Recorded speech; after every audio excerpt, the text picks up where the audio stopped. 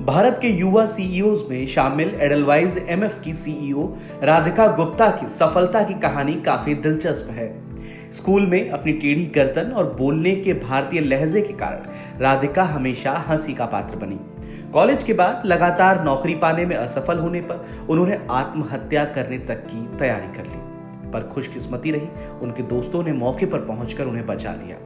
एक बार नौकरी मिलने के बाद राधिका ने पीछे मुड़कर नहीं देखा और 33 साल की उम्र में ही वो सीईओ बन गई। Official humans of Bombay Instagram handle पर राधिका गुप्ता ने लिखा है कि मैं एक टेढ़ी गर्दन के साथ पैदा हुई थी, लेकिन यह बात मुझे घर से बाहर करने के लिए पर्याप्त नहीं थी। मैं हमेशा स्कूल में नई बच्ची थी।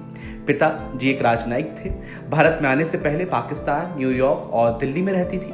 मेरे नाइजीरिया आने से पहले मेरे भारतीय लहजे को आंका गया और मेरा नाम अपू रखा गया, जो द सिम्पसंस का एक पात्र है। 39 साल की राधिका गुप्ता कहती हैं कि स्कूल के दिनों में उनका आत्मसम्मान कम था, क्योंकि उस दौरान उनकी मां के साथ लगातार उनकी तुलना की जाती थी। राधिका की मां उनके स्कूल में काम करती थी। उनको लोग तेजस्वी महिला कहते थे और मुझे लोग उनके मुकाबले बदसूरत बताते थे। गुप्ता ने आगे बताया है कि मुझे 7वीं नौकरी से निराश होना पड़ा तो मैंने 22 साल की उम्र में आत्महत्या करने के बारे में सोचा।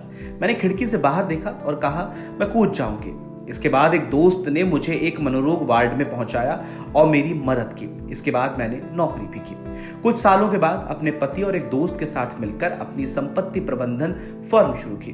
कंपनी का बाद में एडलवाइस एमएफ द्वारा अधिग्रहित कर लिया गया। इसके बाद मैं कॉर्पोरेट सीढ़ी पर चढ़ने लगी। राधिका गुप्ता ने आगे कहा कि उनके पति ने उन्हें कंपनी के सीईओ के रूप में बागडोर संभालने के लिए प्रोत्साहित किया और कहा कि आप नौकरी के लिए अच्छे व्यक्ति हैं। इसके साथ ही उनका कहना है कि मेरी सबसे बड़ी उपलब्धि यह है कि मैंने यह समझ लिया है कि मेरी खामियां मुझे कम खूबसूरत नहीं बनाती। इसलिए अब जब भी कोई दिखावट पर कमेंट करता है तो मैं उससे कहती हूँ, हाँ, मेरी आंखों में बहंगापन है और मेरी गर्दन टेढ़ी है। ये मेरी खासियत है। आपके पास क्या अनूठा है? ये सब कुछ राधिका गुप्ता ने अपने जिंदगी से जुड़ी कहानियों को साझा करते हुए लिखा है, जो जाहिर सी बात है सभी को आगे बढ़ने के लिए प्रेरित करती है।